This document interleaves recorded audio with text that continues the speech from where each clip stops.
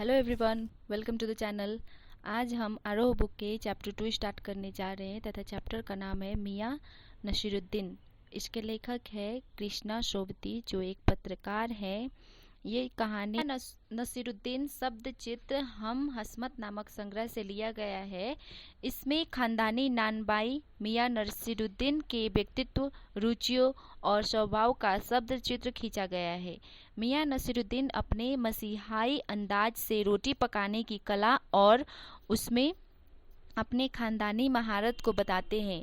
वे ऐसे इंसान का भी प्रतिनिधित्व करते हैं जो अपने पेशे को कला का दर्जा देते हैं और करके सीखने को असली हुनर मानते हैं। आइए अब हम इस चैप्टर को शुरू करते हैं। मियाँ नसीरुद्दीन। एक दिन लेखिका कृष्णा सोबती उस गलियों से गुजर रही थी जहाँ पे मियाँ नसीरुद्दीन का दुकान था।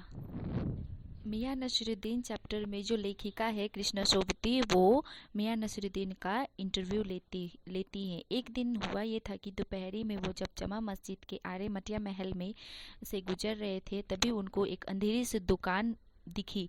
वहाँ पे आटे का ढेर सनते देख उनको लगा कि सेवइयों की तैयारी हो रही होगी, लेकिन जब उन्होंने आते जाते लोगों से पूछा तो मालूम पड़ा कि वह खानदानी नानबाई मियाँ नसीरुद्दीन की दुकान है और वो जो मियाँ थे वो 56 प्रकार की रोटियां बनाने के लिए बहुत ही मशहूर थे।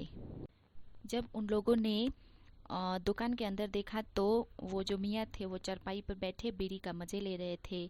मौसम की मार से पका चेहरा, आंखों में काइयाँ, भोलापन और पेशाने पर मजे हुए कारीगर के तेवर। उन्होंने नजरें उठाई और बोली, हाँ फरमाइए।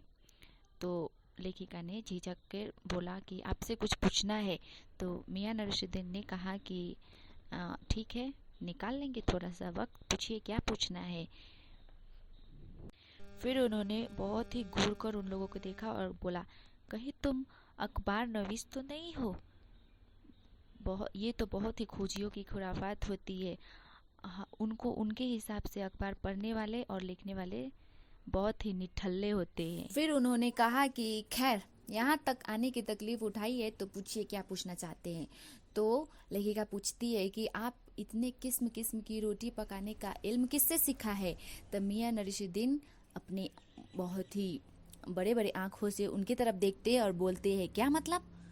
पूछिए साहब, नान भाई इल्म लेने की कहीं और क्यों जाएगा?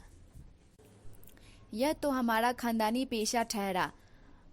हाँ, इल्म की बात पूछिए तो कुछ भी सीखा अपने वालिद उस्ताद से ही सीखा। वालिद उस्ताद मतलब उनके पिताजी से है। वो उनके घर से निकले कि कोई पेशा अख्तियार करेंगे। उन्होंने जो कुछ भी सीखा है, 56 प्रकार की रोटियां बनाना, सब उन्होंने अपने पापा से ही सीखा था। फिर लेखिका ने पूछा, आपके वालिद? तो मियाँ नसीरुद्दीन कुछ देर के लिए बहुत ही गहरी सोच में डूब गए और फिर हाँ में सर हिलाया और बोला, हाँ, मियाँ बरकत शाही नानबाई गढ़ैया वाले के नाम से उनके वालिद बहुत ही मशहूर थे तथा उनके वालिद मीन्स उनके दादाजी आला नानबाई मियाँ कल्लन के नाम से बहुत ही मशहूर थे। फिर नसीरुद्दीन साहब ने जल्दी जल्दी से 2-3 कस खींचे और फिर गला साफ किया और बोले कि देखिए, अगर आप किसी बच्चे को उस्ताद के पास भेजेंगे तो वो जो बोलेगा वो बच्चा वही सीखेगा। यही बात करते करते बीच में सामने से गुजरते मीर साहब की आवाज़ दे डाली और कहा, अरे मीर भाई साहब, सुबह से क्यों नहीं आए? तो उधर से मीर साहब ने बोला, हाँ मियाँ, अभी उधर से आते हैं तो आपको बताते हैं। और फिर लेखिका ने पूछा, आप कुछ पढ़ाई की बातें कर रहे थे? तो मियाँ नसीरुद्दीन ने पूछा, हाँ, अगर बच्चे को मदरसे में भेजा गया तो ना वो कच्ची में बैठता है, ना दूसरी में, डायरेक्ट वो तीसरी में बैठ जाता है। क्या हुआ उन 3 जमातों का? और वो उल्टा पत्रकारों से सवाल करने लगे। इस पर पत्रकार खुद नहीं समझ पा रहे थे और हाँ में सिर हिलाते थे। इसी बात को लेकर मियाँ नसीरुद्दीन बहुत ही खिखला के हंसे। फिर मियाँ नसीरुद्दीन ने कहा कि आप लोग नहीं समझे ना, रुकिए अभी समझाता हूँ। अगर हम बर्तन धोना ना सीखते, भट्टी जलाना ना सीखते, भट्टी को आँच देना ना सीखते, तो क्या हम सीधे सीधे नान बाई का हुनर सीख जाते? और पत्रकार की तरफ देखते हैं तो उनको लगता है कि वो कुछ आंसर देंगे। तो पत्रकार ने बोले, यह कि तालीम की तालीम भी बड़ी चीज़ होती है, यानी कि ज्ञान का ज्ञान होना भी बहुत बड़ी चीज़ होती है। तो पत्रकारों ने बोला हाँ। फिर मियां नसीरुद्दीन बहुत ही जोश में आ गए। तो लेखिका ने पूछा कि क्या यहाँ पे और भी कोई खानदानी नानबाई है? तो मियां ने उन्हें बहुत घुरेरते हुए देखा और कहा कि दिमाग में चक्कर काट गई एक बात। उन्होंने कहा कि हमारे बुजुर्गों से बादशाह सलामत ने यूं कहा था कि नानबाई कोई ऐसी चीज खिला सकते हो? तो उनके जो बुजुर्ग थे उन्होंने कहा जी फरमाइए जहाँ पना। तो बादशाह सलामत ने कहा था कोई ऐसी चीज बनाओ जो ना आग से पके ना पानी से पके।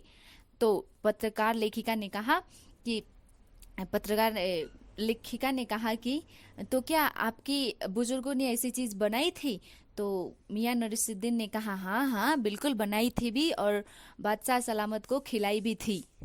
फिर मियां नसीरुद्दीन ने कहा कि खानदानी नानबाई तो कुएं में भी रोटी बना सकते हैं, तो ये कहावत है। तो लेखिका ने कहा कि ये सिर्फ कहावत सच्ची भी है कि?